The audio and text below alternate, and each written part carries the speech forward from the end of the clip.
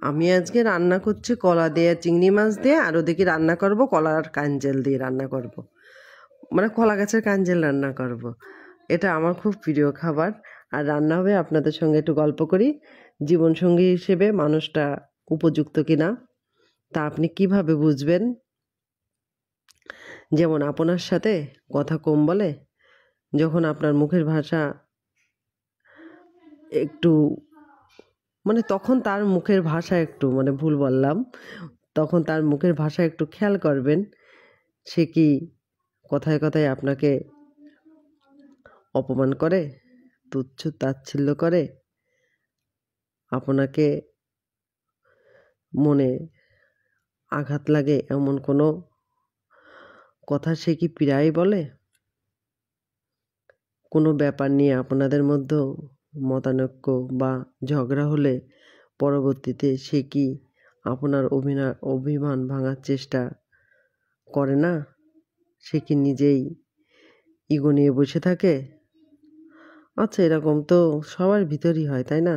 সবাই এরকম, অধিকাংশই। হাতে গোনা দেখা যাচ্ছে ২-১ জন ভালো হতে পারে। এইভাবে আমাদের সংসার জীবনটা চালিয়ে যেতে হয়। আর ভালো মন্দ মিলেই তো সবার সংসার, তাই না? তারপর সে কি আপনার ইচ্ছাগুলো, আকাঙ্ক্ষা, চাওয়া পাওয়াগুলোকে গুরুত্ব দেয়, নাকি নিজের ইচ্ছেগুলোকে আপনার উপর চাপিয়ে দেয়? আপনি যখন কষ্টে থাকেন, সে কি আপনার মনের ব্যথা অনুভব করতে পারে, না বুঝতে পারে না? অনেকে আছে না, অনেক সময় দেখা যাচ্ছে যে ২ জনের ভিতরে রাগ হইছে, আমি খেলাম কি না খেলাম কিছুই মনে করে না। সে তার মতো থাকে, আর দেখা যাচ্ছে যে আমি আমার মতো থাকলাম। এরকম হয় না অনেকের? আর এই সব কিছু বোঝার পরও সে কোনো কিছু করে না। সব বিষয়ে আপনাকে সবসময় দেখা যাচ্ছে কি মানে যেকোনো কাজ, সব বিষয়ে সবসময় কি আপনাকেই মানিয়ে নিতে হবে? সে কখনো হার স্বীকার করে না। তা এই লক্ষণগুলো তো দেখা যাচ্ছে অধিকাংশের মধ্যে আছে।